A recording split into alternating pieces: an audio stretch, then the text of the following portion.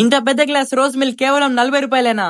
అస్సలాం వాలేకుం, నమస్తే బ్రదర్స్. నిన్న హర్ష గడికి ప్రాంక్ చేసిన తర్వాత దాహం వేసేస్తా ఉంటే మా ఇంటి దగ్గరలో ఉన్న విలేజ్ రాజా రోజ్ మిల్క్ దగ్గరికి అయితే వెళ్ళాం. ఇక్కడ రోజ్ మిల్క్ అయితే చాలా ఫేమస్. మనం మెనూ చూస్తే ఇక్కడ ఏదైనా మనకి బడ్జెట్ ఫ్రెండ్లీలోనే దొరుకుతున్నాయి. బ్రో అయితే రోజ్ మిల్క్ లో ఐస్ క్రీమ్ వేసి మరీ ఇచ్చాడు మా కోసం.